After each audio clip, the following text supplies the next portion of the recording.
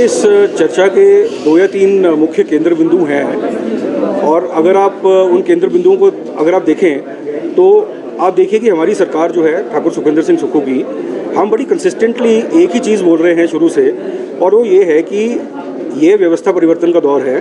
और व्यवस्था परिवर्तन की आवश्यकता इसलिए है क्योंकि 1970 और 80 के दशक में जो एक हिमाचली की अपेक्षा थी या जो उसकी एक्सपेक्टेशन थी, आज वो उससे बहुत ज़्यादा बदल चुकी है।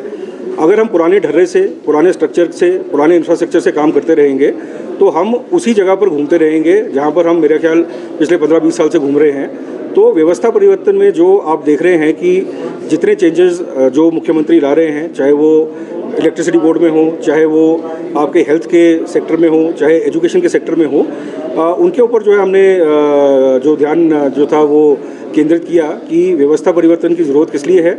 और व्यवस्था परिवर्तन आवश्यक इसलिए है क्योंकि अगर पुराने ढर्रे से काम करते रहेंगे तो रिज़ल्ट भी वही पुराने आएंगे, और वो पुराने रिज़ल्ट्स जो हैं वो आज किसी को उस तरीके से नहीं चाहिए।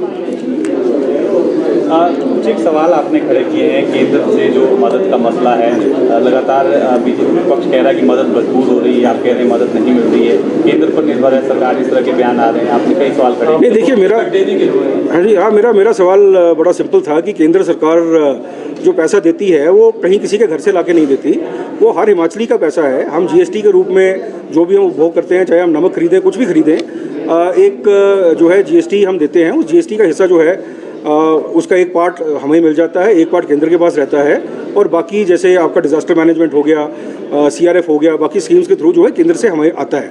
लेकिन विपक्ष ने अपनी आदत ये बना ली है कि हर चीज़ पे यही कहते हैं कि जी केंद्र सरकार जो है वो पैसा दे रही है तो हिमाचल की सरकार चल रही है। तो मेरा प्रश्न यही था कि वो किसी के घर से पैसा नहीं देते, वो हमारा पैसा है, हमें ही वापस मिल रहा है। और इसके अलावा जो लगभग 20-25 हज़ार करोड़ का डेफिसिट हिमाचल का है जो केंद्र सरकार के पास है, वो उसके ऊपर मैं चर्चा करना चाहूँगा। जब डिज़ास्टर हुआ, जब इस शताब्दी की सबसे बड़ी हमारी जो घटना घटी थी, अपनी जो फ्लड आया था, इसमें केंद्र की एजेंसी आई, केंद्र की एजेंसी ने आके सर्वे किया और उस सर्वे का असेसमेंट उन्होंने निकाला कि हिमाचल प्रदेश को लगभग 10,000 करोड़ का नुकसान हुआ है। इस सर्वे को हुए आज 1 साल से ऊपर हो गया है, लेकिन एक भी पैसा जो है ये केंद्र से हमारे पास नहीं आया। मेरा सवाल सिर्फ यही था कि केंद्र ने पैसा नहीं दिया, बात बिल्कुल ठीक है, लेकिन आपके जो 7 एमपी हैं उनमें क्या एक बार भी किसी के पास जाकर ज्ञापन दिया, लोकसभा के अंदर जाकर क्या हिमाचल प्रदेश के हित की बात रखी? और अगर नहीं रखी तो आप क्यों नहीं रख रहे? सरकार आपकी है, 7 के 7 एमपी जो हैं वो आपके भारतीय जनता पार्टी के हैं, तो उनका फ़र्ज़ बनता है कि हिमाचल प्रदेश की जनता का जो आवाज़ है उसको लोकसभा में उठाएं और केंद्रीय मंत्रिमंडल में उठाएं। ऐसा है कि ये सेब हमारे लिए, हमारी आर्थिकी के लिए बहुत ही महत्वपूर्ण है। 4 ज़िले लगभग काफ़ी हद तक जो है सेब के ऊपर निर्भर करते हैं।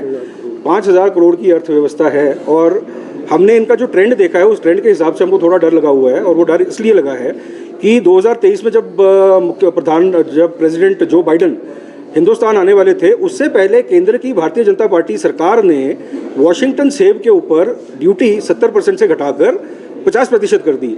इसका खमियाजा ये हुआ कि जो इंपोर्ट 4,450 मीट्रिक टन था वो 19 गुना बढ़कर 1,75,000 करोड़ हो गया। अब आप देखिए कि सस्ता सेब जब बाहर से आएगा तो हिमाचली बागवान जो है अपना सेब कैसे बेच पाएगा? तो अभी श्री डोनाल्ड ट्रंप जी ने ये एक घोषणा और धमकी दी है कि जो टैरिफ आप मेरे पे लगाओगे मैं भी आप पे वही टैरिफ लगाऊंगा।